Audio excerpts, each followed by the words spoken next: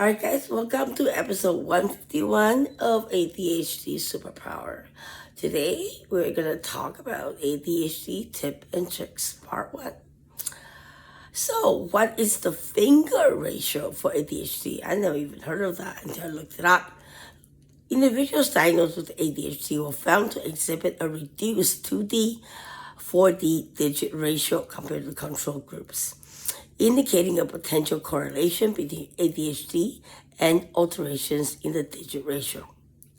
It's a little hard to understand, so I'm going to look it up more. If you're interested, just let me know. Second, what is the 20-minute rule for ADHD? Okay, this is easier to understand. Try the Pomodoro Technique. Set a timer for 20 minutes and begin working on your task. After 20 minutes, take a 5-minute break and repeat again. Dr. Barkley actually mentioned this on one of his videos. I've tried doing that, but that disrupted the hyper focus that I completely embrace and love. So, but it is imperative to take breaks in between.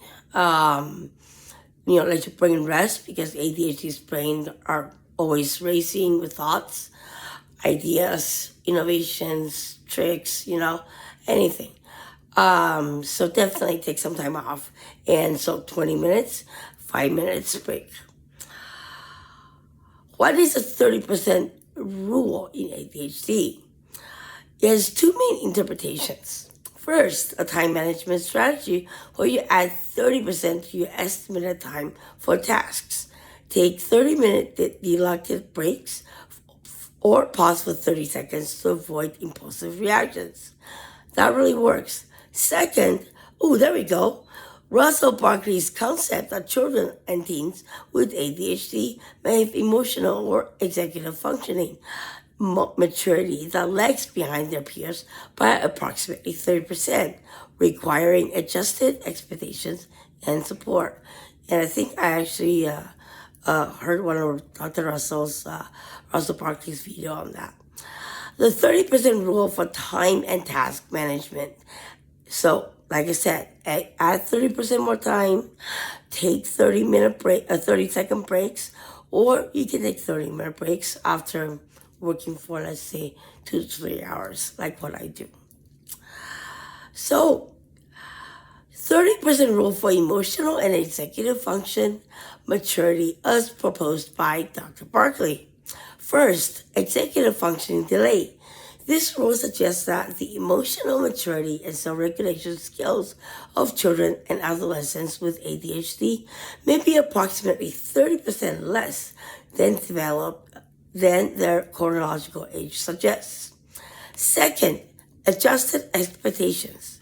Parents and caregivers can use this concept to set realistic expectations, for children and teens with ADHD. This means providing more supervision, structure, and tailored support that might be needed for a neurotypical child of the same age. Number 3, understanding their behaviors. Always observe your kids. Always observe your peers who has ADHD if you want to. Observe me, whatever, I'm crazy. The rule helps people understand that a child's behavior or lack of responsibility may stem from a developmental lag, not a lack of willingness or intelligence. And that is extremely important because in the Western world, I'm going to stop here. I'm going to stop reading. In the Western world, it's considered as a disability. But that's because we label them as disability, right? When somebody thinks their kids have ADHD because they're running around disturbing people, they're kids. Let them discover. I wouldn't have perfect pitch or understand multiple industries or different subjects, be a project manager, be a private investigator, be a paralegal, altogether. You have to let your kid go and observe instead of putting them on medication, which I completely do not support, even though I'm from a pharmacist family and I love pharmaceutical, articles and contents and everything. I don't support putting kids on medication, especially stimulants, because you don't know, the brain is still developing. So you don't know what the effect or negative effect will be if you put them on stimulants, because you are increasing their baseline stimulant tolerance. When they're at age, 5, let's say, right? Their tolerance is going to increase in the, when they're growing up.